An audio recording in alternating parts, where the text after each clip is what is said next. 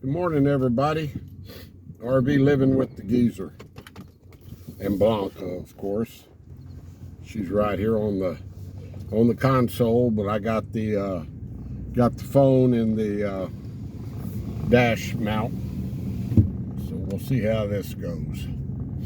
And yeah, I'm just leaving the Raised Wright Ranch, and it's a cool 65 degrees this morning. And a little breeze blowing. Really nice outside. What a difference. Let's see if I got this crooked or... Okay, I guess it looks all right. I hope so. Yeah, I just want to do a little video, guys. It's, as everybody knows, it's 9/11. And it's a special day in my life. And I did a video similar to this last year. I was walking around, Blanca and I were out in Alpine. I was walking around the park. So if you want to go back and watch that one, it didn't get a whole lot of views, but I just want to talk about 9/11 a little bit. And I'll probably say mostly the same thing I said in that video a year ago, but as long as I'm kicking, I'll probably do a video, and as long as I'm on YouTube, I'll probably do a video on 9/11, because it just like I say, it's today that I remember very well. I was in the fire department, of course. I'm retired from the fire department in the San Antonio area, and I wasn't on duty that day. It was I was off duty, and I was working a part-time job, as most firemen do. I used to paint houses, and I was painting my cousin's mobile home, the trim on it. And it's funny how certain events, people remember exactly what they were doing, you know, like this Kennedy's assassination and on and on and on, and 9/11, you remember exactly where you were. But I was up on a ladder painting the trim on Therma's mobile home, and I always had a radio when I painted. It just with some music on, you know. And they cut into my country western music and said that a plane had hit the World Trade Center. And like most everybody, you know, the first thought came to my mind was like a little, you know, non-commercial plane, and, you know, it being an accident. And then, you know, y'all know how that story went. The second tower got hit, or they confirmed it was a bigger plane. Then the second tower got hit, so everybody knew something horrific was going on. So it just so happened, my daughter Kimberly, who's coming over here, I talked about the last video, coming over here next week. She was coming over from Norway that morning on a jet with her 1-year-old, about 1-year-old, I guess, baby, Cecilia. And so I was still married at the time, so all this was going down, you know. Of course, I stopped working, and my wife, I was married at the time, my wife worked right out there close to where I was working. So I went down and got with her, and this could be a very long story, but I'll condense it. Got with her and tried to figure things out, and Kimberly's plane wasn't halfway to the United States yet. So they had enough fuel, they turned them around, and she went back to Norway. But we didn't know this for hours, the status, what was going on. And So it was, it was stress-filled pretty much. And the planes that were over halfway coming from Europe they were landed in Greenland.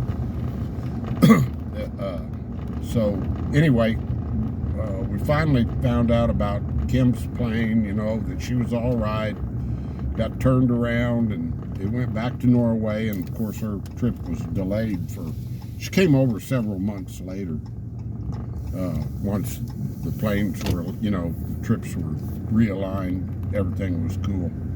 But so we went on home, and we lived up in Sisterdale then, which was up near Comfort, and got on home. And of course I turned TV on, and like I say, I was off duty, and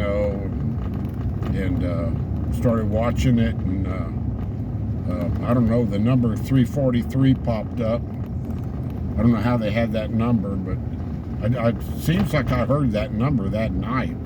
Maybe it was, and that's the number of firemen that were unaccounted for. I'm sure they couldn't have the number that night, but somehow that number just is in my head. And so I don't know, it was just like all day long. It was it's hard to explain, but when I was watching the news that night at home, I just like fell apart. That many firemen, when they pulled up there, I mean, that's a bad scene, but they had no idea those towers were going to collapse. And losing that many brothers in one incident was just unreal. So, like I say, I'm always going to do a video as long as I'm doing YouTube on 911, and because you know how all the posting and everything on Facebook today is, I posted something about the first #1 casualty was a Catholic priest that was on the he was one of the priests for the New York Fire Department, and he is casualty number 0001. They list him as, and but I don't know. It's just it's sort of hard to make a video like this, and I just because it's hard to talk about it, but I just don't want people forgetting what happened that day. The term "never forget" comes around, and I sure won't. I have the numbers. I was going to just post a picture of it at the end, but I'm driving, so I'll just end this video. But I have the numbers 343 on one of my interior doors, one of my 2 interior doors in my trailer. So of course I would never forget. It's